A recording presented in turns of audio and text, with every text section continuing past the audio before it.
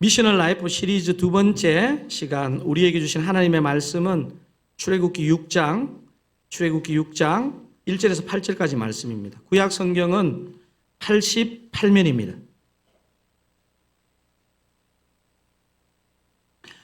구약 성경 88면에 있는 출애굽기 6장 다 찾으시면 제가 1절, 여러분이 2절 교독하시고 8절까지 교독하시겠습니다. 제가 먼저 출애굽기 6장 1절을 읽겠습니다.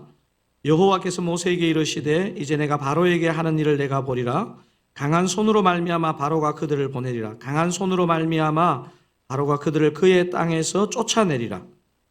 하나님이 모세에게 말씀하여 이르시되 나는 여호와이니라.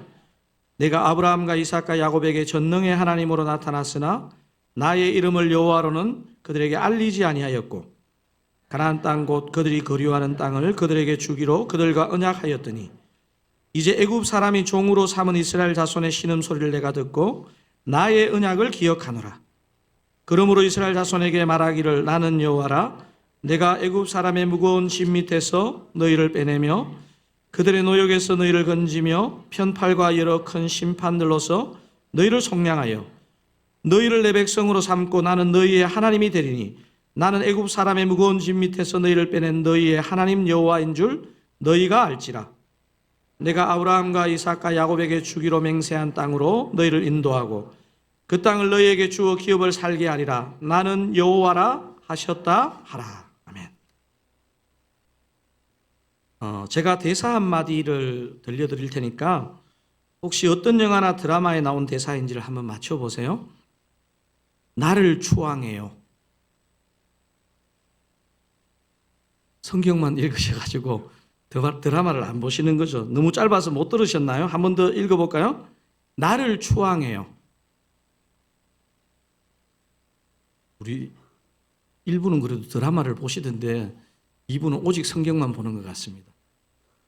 2022년에 나의 해방일지라는 드라마에서 나온 내용입니다. 연미정이 부시에게 했던 대화죠. 국어사전에서 추앙이란 단어를 찾아보면 높이 받들어 우러러 봄이라고 그렇게 적혀 있습니다. 일반인들이 일상에서 잘 사용하는 단어가 분명히 아닌데 나의 해방일지라는 드라마에서 이게 아마 2화인가 3화부터 계속 이 단어를 연미정이 사용해요. 그래서 당시에 많은 사람들에게 유행어가 되었습니다. 관심이 가는 이성에게 나를 사랑해요라는 말은 바랄 수 있지만 나를 추앙해요라는 말은 사실은 일상적인 말은 분명 아니지 않습니까? 그런데 주인공 연미정이 나를 추앙해요 하는 이 말이 왜 사람들에게 이렇게 반향을 불러일으켰을까 생각해 보면요. 평소에 잘 안 쓰는 말인데 반복해서 이 드라마에서 나오니까 특별하게 들렸을 수도 있겠다는 생각도 들고요. 근데 더 설득력이 있는 추측은 이 드라마의 제목이 보여주는 것과 같습니다. 나의 해방일지. 이 나의 해방일지의 주인공 연미정이 세상살이에 지치고 특별히 인간관계에 지치면서 되게 예쁘게 생겼는데 낮은 자존감으로 살아가는 힘든 현실을 이 대사가 역으로 보여주는 것 같습니다. 그래서 답답한 현실에서 해방되고 싶고 진짜 한번 제대로 높임받고 싶은 마음을 나를 추앙해요 라는 대사로 표현한 것이 아닌가 저는 그렇게 생각을 했는데 혹시 드라마를 보신 분은 그런 생각을 하셨나요? 가만히 생각해 보면요. 드라마의 주인공 연미정에게만 이런 마음이 있는 건 아닌 것 같아요. 이 땅의 모든 사람들은 이 땅의 어려운 현실에서 해방되고 싶고 한 번쯤은 내가 추앙받고 싶은 마음이 들 수 있겠다는 생각이 듭니다. 오늘 본문에는 한 사람이나 어떤 한 부류가 아니라 한 민족이 극단의 고통을 겪고 있는 상황으로 시작합니다. 모세와 그의 백성 이스라엘이 애굽왕 바로의 노예로서 어마어마한 고통을 겪었죠. 제가 보니까요, 한 4중고를 겪은 것 같아요. 정치적인 고통, 이민자이면서 소수 인종으로 극심한 인종 차별을 겪으면서 애굽에서 이스라엘 사람들이 살았습니다. 경제적인 고통도 있었겠죠. 강제 노동으로 어떤 노동을 열심히 할수록 이윤을 창조하는 게 아니고 경제적 착취를 당하고 살았습니다. 심지어 모세가 바로에게 자기 민족이 광야에 가서 제사를 좀 드리고 오겠다 하니까 바로가 더 열받아서 그 전에 벽돌 만들 때 제공해 주던 지푸라기도 주지 않고 수량은 그만큼 맞추라 하면서 더 고역을 시킵니다. 사회적인 고통도 있었던 것 같습니다. 히브리인 남자아이를 낳게 되면 죽임을 당하는, 사실 그 애는 말할 것도 없고 가정과 이 사회가, 유대라는 사회가 파탄의 지경에 이르는 그런 고통을 감수해야 했습니다. 이스라엘 사람들에게 정치적 고통, 경제적 고통, 사회적 고통, 근데 이것만 가해진 게 아니고요.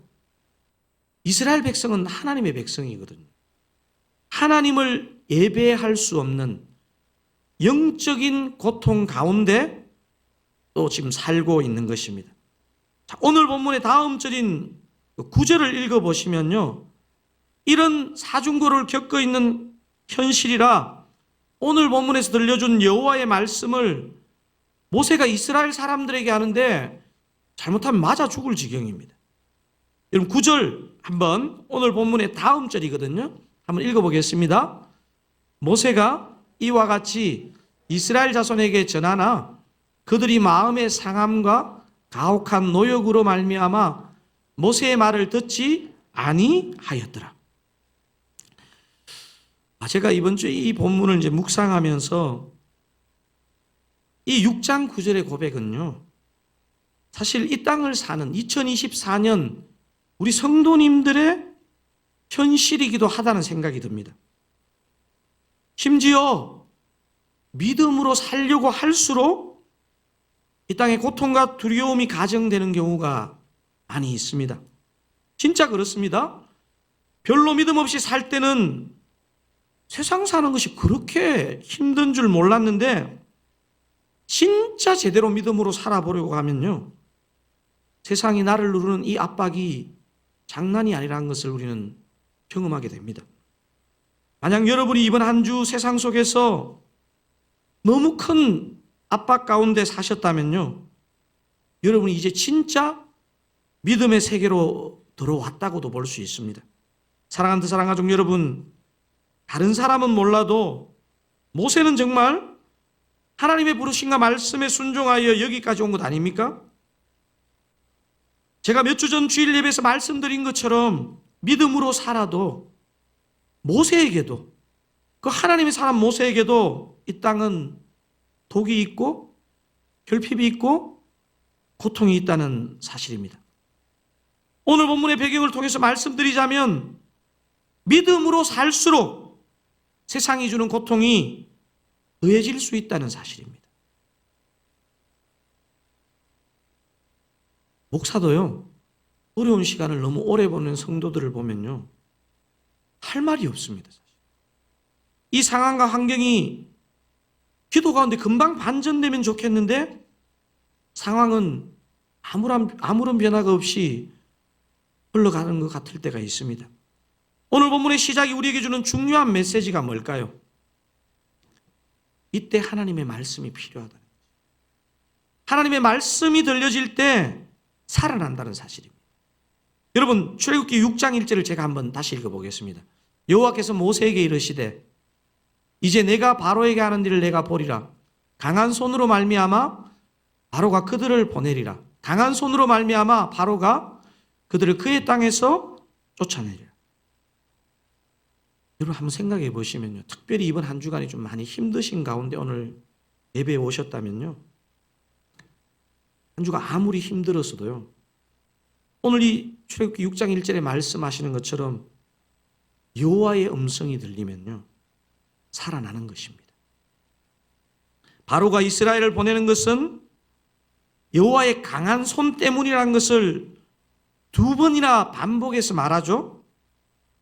여러분, 하나님의 음성을 들으면요, 하나님의 능력 위에 손이 우리에게 보입니다. 두 번째 얘기할 때는 바로가 그들을 그의 땅에서 어떻게 내보냈다고 본문이 표현하고 있습니까? 그의 땅에서 어떻게 했다고 했습니까? 쫓아내려. 그렇습니다. 바로가요, 이스라엘 백성을 위해 보내는 게 아니고요, 하나님의 강한 손 때문에 내보낸 것입니다. 한 주간 세상에서 괴롭게 사신 그 사람 가족이 여기 계시다면요, 여호와의 강한 손이 여러분을 붙들고 계신 것을 믿으시기 바랍니다. 하나님의 백성인 여러분을 괴롭히는 바로 같은 그 존재를요, 여러분이 손을 쓰지 않아도요, 주님이 처리하십니다. 오늘 본문 1절에서 이 말씀을 주시고 바로가 이스라엘 백성들을 바로 보내는 것이 아니죠. 출애굽은 시간적으로 좀 더 있어야 하는데 하나님이 어떤 분이신지를 오늘 본문은 보여주고 있습니다. 오늘 본문에서 말씀하시는 하나님이 어떤 하나님인지를 오늘 먼저 생각해 보기를 원하는데요, 저와 여러분이 믿는, 이스라엘 백성이 믿는 하나님은 어떤 하나님입니까? 스스로 계시는 하나님입니다. 어떤 하나님이라고요? 스스로 계시는 하나님. 오늘 본문을 읽어보면요, 이 나는 여호와인이라는 이 구절이 3번 반복됩니다. 제가 2절, 7절, 8절 그렇게 한번 읽어볼 텐데요, 여러분은 나는 여호와인이라만 같이 읽으셔도 좋을 것 같아요. 하나님이 모세에게 말씀하여 이르시되 나는 여호와이니라. 자, 7절 읽겠습니다.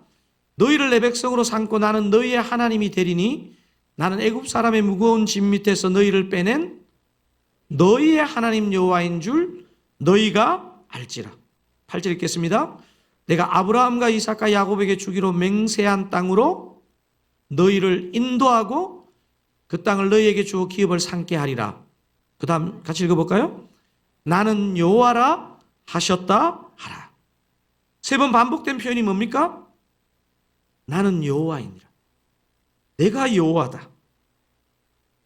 여러분, 이게 지금 5장인데요 2장 앞인 출애굽기 3장에서 모세가 막 백성들에게 가기 싫은데 하나님이 보낼 때 제가 하나님을 어떻게 얘기해야 됩니까? 하니까 하나님이 자신의 이름을 소개합니다. 그게 출애굽기 3장 14절에 나와 있는데 같이 한번 읽어보겠습니다. 하나님이 모세에게 이르시되 나는 스스로 있는 자이니라. 또 이르시되 너는 이스라엘 자손에게 이같이 이르기를 스스로 있는 자가 나를 너희에게 보내셨다 하라. 하나님 모세에게 자기를 어떻게 소개하십니까? 나는 스스로 있는 자니라. 여러분, 참 신기한 게요, 이 히브리어는 처음에 모음이 없고 자음만 있었거든요. 그래서 정확한 발음을 할 수가 없어요. 그래서요, 수많은 신학자가 있지만 하나님의 이름을 여호와라고 부르기도 하고 야훼라고 부르기도 합니다. 근데 그 의미는 오늘 본문에서 지금 3장에서 뭐라고 얘기하고 있습니까? 스스로 있는 자. 영어 성경을 보면요, I am who I am. 나는 나다. 여호와는 스스로 계신 분이기에 모든 것의 원인이 되시고 무에서 유를 만드실 수 있고 불가능한 상황을 타파할 수 있는 전능자라는 것을 말하고 있습니다. 여호와라는 이 이름에는 1차적으로 전능하신 하나님이라는 의미가 들어 있습니다.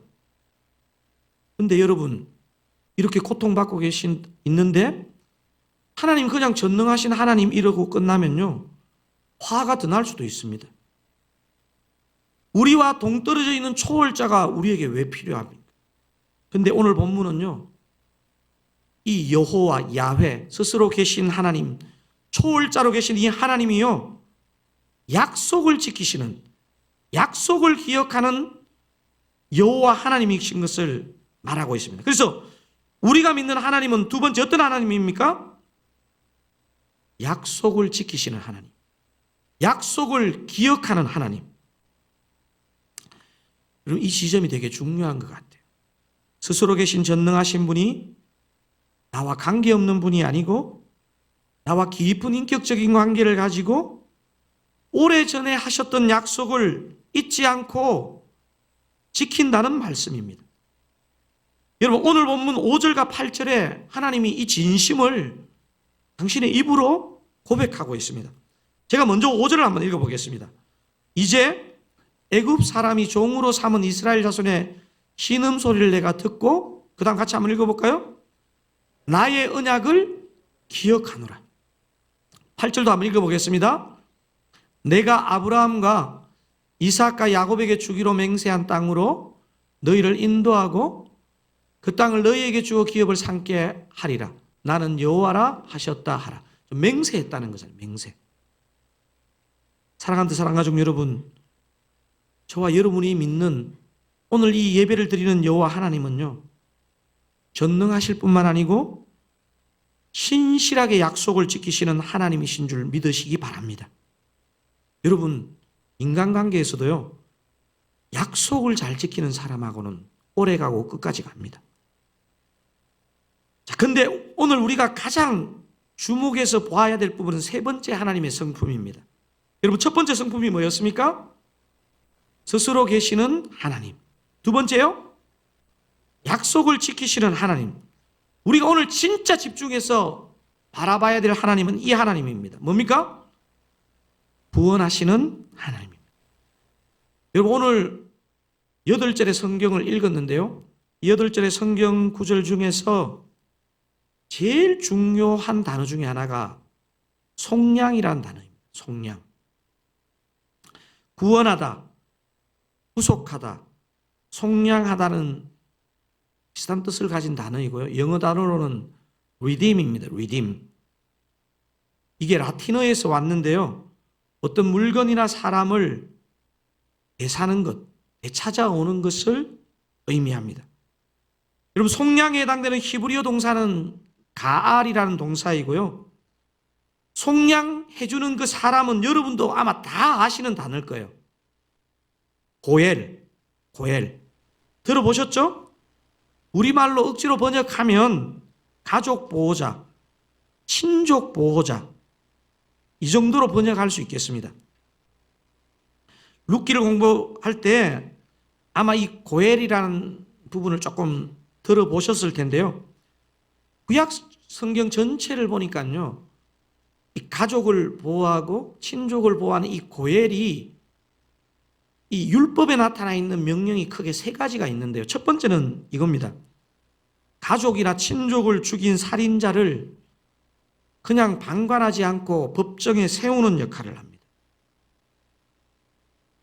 구약에서 억울하게 가족이 죽었을 때 그냥 놔두지 않고 그 사람을 반드시 법정에 세우는 역할은 고엘이 하는 것입니다.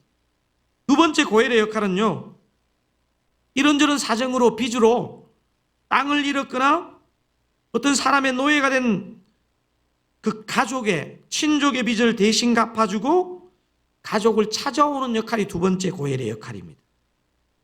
빚으로 노예가 되었거나 땅을 잃은 그 가족, 친족의 땅과 그 사람 노예 상태에서 해방시켜주는 역할이 고엘의 역할입니다. 세 번째 역할은요, 아들을 남기지 않고 죽은 형수의 대를 이어주는 역할, 혹은 조금 더 확장해보면 자식이 없이 남편을 잃은 여인에 대해서 그 친족들이 그 대를 이어주는 역할입니다. 여러분, 3번의 고엘 역할은 룻기에서 보아스가 한 역할로 우리가 살펴본 적이 있죠. 사랑하는 사랑가족 여러분, 하나님의 은혜가 왜 우리에게 강렬하게 다가오지 않을까에 대해서는 좀 묵상을 해봤습니다. 이게 왜 하나님의 이 구속이 어마어마한 건데 그렇게 마음에 크게 다가오지 않을까? 우리 생각 속에요, 우리도 모르게 무의식적으로 그냥 우리가 그럭저럭 살만한 상황인데 하나님이 구해 주셨다고 생각하면 그런 생각이 일어납니다. 우리가 사는 이 세상도 괜찮은데 하나님 좀 더 나은 천국으로 우리를 데려가신다, 이렇게 생각하면요, 그렇게 감사가 안 나오는 거예요. 제가 보니까 이 박영선 목사님이 하나님의 열심이라는 책에서 이 부분을 저는 참 적절하게 표현했다고 생각하는데요, 하나님이 우리를 구원해 주신 것은 우리를 0점, 제로점에서 플러스 무한대로 데려가신 게 아니고요. 박영선 목사님 표현에 하면 우리의 구원은요, 마이너스 무한대에서 플러스 무한대로 이동시켜 주셨다는 거예요. 오늘 본문의 이스라엘 백성처럼 사중의 고통, 정치적인 고통, 경제적인 고통, 사회적인 고통, 영적인 고통에서 구해 주셨다는 것입니다. 죽을 것 같은 그 짐에서 빼내 주셨다는 것입니다. 그게 출애굽기 6장, 이게 6절에 이거를 3번이나 반복해서 하나님이 표현하고 있습니다. 여러분 6절을 그 동사, 세 동사에 유의하면서 한번 읽어보면 좋겠습니다. 그러므로 이스라엘 자손에게 말하기를 나는 너희를 빼내며 그들의 노역에서 너희를 건지며 편팔과 여러 큰 심판들로서 너희를 속량하여. 지금 여러분 큰 글씨로 된 세 단어만 한번 읽어보실까요? 빼내며 건지며 속량하여. 여러분 하나님이 어느 정도 살만한 이스라엘 백성을 더 살기 좋은 가나안으로 데려간 게 아니죠. 여기 더 있으면요 죽는 거예요. 애굽 사람의 무거운 짐맷에서 너희를 빼내며 그들의 노역에서 너희를 건지며 편팔과 여러 큰 심판들로서 너희를 속량하여. 이렇게 되어 있습니다. 진짜 나쁜 사람이 누구냐면요, 상대는 엄청난 대가 지불을 했는데 전혀 고마워하지 않는 사람. 제가 제 자신의 구원을 생각할 때 때로는 그런 면이 있는 것 같아요. 사랑하는 사랑가족 여러분, 하나님은 저와 여러분이 괜찮게 살만한 상태에서 구원해 주신 게 아닙니다. 세상의 무거운 죄집에서 우리를 빼내시고 세상의 고역에서 우리를 건지시며 세상을 심판하시기까지 하시면서 우리를 속량해 주셨다는 사실입니다. 하나님이 우리를 속량하셨다, 값주고 사셨다는 것이 무엇입니까?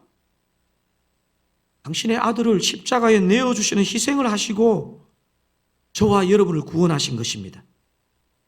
저는 하나님 아버지가 우리를 구원해 주신, 속량해 주신 이 심정을 바울이 로마서 5장에서 너무 잘 표현하고 있는 것 같아요. 여러분 로마서 5장 6절에서 8절 이 그리스도의 죽으심을 어떻게 표현했는지 한번 제가 6절 7절을 먼저 한번 읽어보겠습니다. 우리가 아직 연약할 때에 기약대로 그리스도께서 경건하지 않은 자를 위하여 죽으셨도다. 여러분 저기 보십시오. 잠깐만요. 그리스도께서 어떤 자를 위하여 죽으셨다고요? 경건하지 않은 자를 위하여 죽으셨다. 의인을 위하여 죽는 자가 쉽지 않고 선인을 위하여 용감히 죽는 자가 혹있거니와. 8절 같이 읽어보겠습니다. 우리가 아직 죄인 되었을 때에 그리스도께서 우리를 위하여 죽으심으로 하나님께서 우리에 대한 자기의 사랑을 확증하셨느니라. 우리의 상태가 어떤 상태였습니까? 아직 죄인 되었을 때. 바울은 다른 편지에서 이렇게 표현하기도 합니다. 우리가 하나님과 원수 되었을 때 그리스도께서 희생해 주셨다는 것입니다. 사랑하는 사랑가족 여러분, 저와 여러분이 값없이 구원을 받았다고 해서요 가치 없는 구원을 받은 게 아니죠. 가치를 매길 수 없는, 갚을 수 없는 하나님의 아들이 대신 죽는 대가를 지불한 구원을 저와 여러분이 받은 것입니다. 사랑하는 사랑가족 여러분, 하나님의 아들을 희생하며 구원받은 우리가 어떻게 살아야 할까요? 오늘 본문을 보면 한 3가지 정도를 생각해 볼 수 있습니다. 구원받은 우리는 어떻게 사는가? 첫 번째, 어떻게 삽니까? 하나님을 찾습니다. 하나님을 찾아야 합니다. 오늘 읽으신 출애굽기 6장 8개의 구절을 잘 묵상해 보시면요, 여러분 오늘 8절을 다 읽어보시면 다 여호와 하나님이 하셨습니다. 여호와 하나님이 말씀하시고 빼내시고 하나님이 다 하셨는데요, 딱 하나 이스라엘 백성들이 한 것을 기록하고 있습니다. 여러분 혹시 찾을 수 있겠습니까? 5절에서 한번 찾아보십시오. 5절 한번 읽어보겠습니다. 이제 애굽 사람이 종으로 삼은 이스라엘 자손의 신음소리를 내가 듣고 나의 언약을 기억하노라. 여러분 다 하나님이 하셨는데 이스라엘 자손이 했는 게 하나 있죠? 뭡니까? 신음소리를. 저는요, 이 신음소리를 낸다는 것은요, 기도입니다. 기도. 정말 아픔으로 주님을 부르는 것입니다. 하나님은요, 절대로 약속을 잊으시는 분이 아닙니다. 그런데 이스라엘 자손의 신음소리를 내가 듣고 나의 언약을 하나님이 기억하신다고요? 하나님은 구원받은 백성의 신음소리, 기도 소리를 반드시 듣고 역사하신다는 걸 기억하시기 바랍니다. 제가 목사지만요, 한 번씩 뭐 이런 방식으로 역사하시나 생각이 드는 게요. 전능하신 하나님이 불완전한 나의 기도를 통해 왜 일하시는가? 이게 사실 지금도 이해가 안 돼요. 하나님이 하나님의 방식으로 일하면 되는데요. 불완전하고 내중심적이고 때론 욕심으로 기도하기도 하는데요. 근데 문제는요. 안전하신 하나님이 불완전한 우리의 신음과 기도를 통해 역사하신다는 사실입니다. 믿으시기 바랍니다. 그래서 전능하신 하나님이 내 필요한 거 다 하시겠지. 알아서 다 하시겠지. 이것은요. 진짜 하나님을 믿는 게 아닙니다. 진짜 하나님을 믿고 하나님의 구원을 받은 자는요. 하나님을 찾고 기도한다는 사실입니다. 완전하신 하나님이 불완전한 나의 기도를 통해 일하심을 진정으로 믿고 그렇게 기도하시는 저와 여러분 다 되시기를 주님의 이름으로 축원드립니다. 자, 구원받은 우리가 어떻게 살아야 되느냐. 두 번째는요. 너무 당연한 건데 우리가 안 그럴 때가 많잖아요. 자, 구원받은 우리는 두 번째 어떻게 살아야 됩니까? 하나님을 기뻐하며 찬송한다. 여러분 오늘 이게 출애굽기 6장인데요. 출애굽기 14장에 가면 중간에 10가지 재앙이 있고 출애굽기 14장에 홍해가 갈라지는 기적이 일어나거든요. 여러분 홍해가 갈라지는 그 출애굽기 14장 다음 장인 15장이 딱 어떻게 시작하는지가 우리의 믿음 생활, 구원받은 자가 어떻게 살아야 하는지를 정확하게 보여주는 구절입니다. 여러분 출애굽기 15장 1절을 제가 먼저 한번 읽어보겠습니다. 이때에 모세와 이스라엘 자손이 이 노래로 여호와께 노래하니 일러스되 내가 여호와를 찬송하리니 그는 높고 영화로우시며 말과 그 탄자를 바다에 던지셨음이로다. 지금 노래하니 찬송하리니 하고 있죠? 여러분 2절도 같이 한번 읽어보겠습니다. 여호와는 나의 힘이요 노래시며 나의 구원이시로다. 그는 나의 하나님이시니 내가 그를 찬송할 것이요 내 아버지의 하나님이시니 내가 그를 높이리로다. 아멘. 여러분 하나님을 기뻐하는 것, 하나님을 찬송하는 것에는요 놀라운 능력이 있습니다. 그래서 구원받은 우리는 하나님을 기뻐하며 찬송하게 될 줄로 믿습니다. 세 번째, 마지막 세 번째, 구원하시는 하나님을 본받아 삽니다. 구원받은 우리는 어떻게 산다고요? 구원하시는 하나님을 본받아 살게 됩니다. 오늘 우리는 출애굽기 6장을 통해서 저와 여러분이 무거운 죄짐에서 하나님이 빼내시고 세상의 종살이에서 건지시며 세상의 핍박으로부터 속량받은 자임을 확인했습니다. 죄짐에서 나온 자가 여전히 죄짐에 눌려 사는 자를 보고 진짜 그냥 갈 수 있을까요? 저와 여러분에게 임한 이 구원이요 진짜 고통스러운 죄짐에서 빠져나온 것을 안다면 아직도 죄짐에 눌리는 사람을 그냥 지나갈 수 있을까요? 저와 여러분이 죄짐에 눌린 자를 보고 안타까워하고 어떻게 빼낼지를 고민하게 되는 게 구원받은 자의 당연한 삶이라고 저는 여겨집니다. 제가 드사랑교회 부임할 때 우리 드사랑교회 설립 1년도 되지 않았습니다. 근데 제 눈에 볼 때 너무 신기했던 것은요, 설립 10년 된 교회보다 더 열심히 이웃과 지역을 섬기고 있는 모습을 볼 때였습니다. 그렇다고 여러분 보시면요, 지금 예배 드릴 때도 그렇지만 외향적인 사람이 거의 없으신 것 같아요. 근데 이웃을 섬기고 세상을 섬길 때 보면 여러분 전혀 다른 사람인 것 같아요. 제가 어제 외부의 학생들, 심지어 동남아에서 공부하러 온 대학생들에게 우리 드사랑교회에서 장학금을 수여하는 시간을 가졌습니다. 제가 그 학생들에게 얘기했습니다. 우리 드사랑교회는 대형 교회도 아니고 역사가 오래된 교회도 아니고 개척 2년밖에 안 된 교회입니다. 그런데 여러분을 섬기게 되어서 너무 감사합니다. 그렇게 고백했습니다.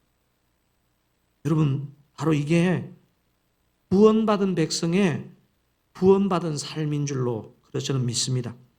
사랑하는 드사랑 가족 여러분, 이런 선한 일을 우리 드사랑교회가 교회적으로 더 많이 하기를 소원합니다. 여러분이 속한 다락방이나 모임에서 이런 선한 일에 더 힘쓰시기를 주님의 이름으로 축원드립니다. 여러분의 개인의 삶에서도 아직도 이 죄짐에 눌린 사람들을 보면요, 여러분이 어떻게 도울지를 고민하신다면요, 저와 여러분에게 있는 구원은요, 참된 구원일 줄로 믿습니다. 우리 함께 찬양하기를 원하는데요, 제가 오늘 무슨 찬양을 할까 생각하다가요, 아마 분당 우리 교회에서 분리개척을 오신 분들은 이 찬양을 다 아실 텐데, 이찬수 목사님 엄청 좋아하는 찬양인데 저도 엄청 좋아하는 찬양입니다. 왜냐하면요, 문들아 머리들으라는 찬양인데요, 제가 늦게 신학교를 가고 분당 우리 교회 사역을 하면서요, 사실 늦게 순종했기 때문에 감사함도 컸지만요, 목회라는 게 쉽지가 않더라고요. 목회라는 게 쉽지가 않은데요, 저도 이 찬양을 부르면서 제가 정말로 다른 사람이 되는 체험을 여러 번 했던 것 같아요. 여러분, 오늘 이 찬양 들으실 때요, 아마 지금 이 설교를 들으면서도 내일 과장님하고 어떻게 얘기해야 되지, 이 고민하시는 분 계실 거예요. 여러분, 예배는요, 그것을 주님 앞에 내려놓으라고 여러분 예배 드리시는 거예요. 여러분, 제가 안식일을 공부하면서 놀랐던 게 뭐냐면요, 세상에 아무리 선한 오은어도요, 그냥 쉬게 해주는 오은어는 없습니다. 주님은요, 저와 여러분이 일하다가 죽을까봐 안식일을 만들었어요. 근데 문제는요, 우리가 안식일을 안 지켜요. 심지어는 예배 드리시면서도요, 한 주를 어떻게 잘 살아야 될지 고민을 하고 있어요. 여러분, 오늘 이 찬양이요, 여러분의 영적인 세계를 새롭게 열어주시는 찬양이 되기를 주님의 이름으로 축원합니다.